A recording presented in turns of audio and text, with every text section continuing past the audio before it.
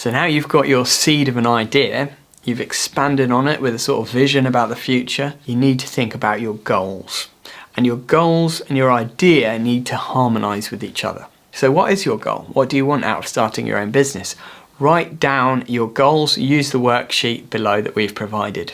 For example, you might be fed up of working for someone else and you might want freedom. That might be your goal. You might want more money. That might be your goal. You might say, well, I'm earning 100, 150 quid a day working for someone else. I'd like to earn 200, 300, 400 quid a day working for myself. So more money, that might be your goal. You could want to be able to travel more, for example. And you might say, well, if I run my own business, I can take off as many holidays as I want so that I can travel. So for example, your goal might be to work 9 months of the year and have 3 months off to travel. That could be your ultimate goal. So visualize your goal, and your goal will be your motivation going forward that you can always refer back to. And that goal will help you immensely when it comes to the days when you're just struggling, you're finding it hard. Remember the goal, write it down. Put it on the wall somewhere, keep it in front of you, remind yourself of it on a day-to-day basis, because that goal is going to be your chief motivation for succeeding, starting and running your own business. And for me, it was all about freedom really, because I have a lot of things in my life that are not work. I do a lot of volunteering, and running my own business enables me to take off as much time as I want to do my volunteer work. So that was really for me the key motivator in having my own business. I could work for somebody else, but that would be 9 to 5 or 8 to 6 or whatever it is, 5 days a week, 5 weeks a year of holiday or whatever. And for me that doesn't work with my schedule, because I like to do volunteer work. I like to take days off here and there to do my volunteer work. And when I'm running my own business, I can.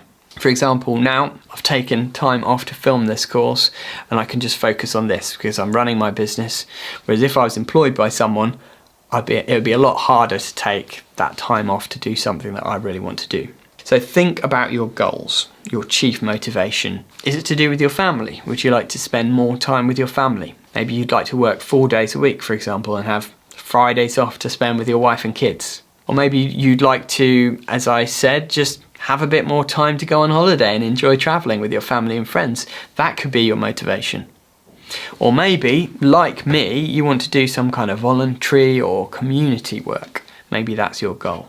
Or maybe you just want to get stinking rich and earn loads of money. That could be your goal too. In my experience, most people, money is not the goal, because money is just a means to an end at the end of the day. Money is something that you need to get you to the place that you want to be at, whether that means having more time or doing more things or having the things that you want in your life. Money is just a means to an end, really. So it's good to have a goal that is higher than just money. Have a goal that is fundamental to your life. A goal that is something that will fundamentally change your life for the better.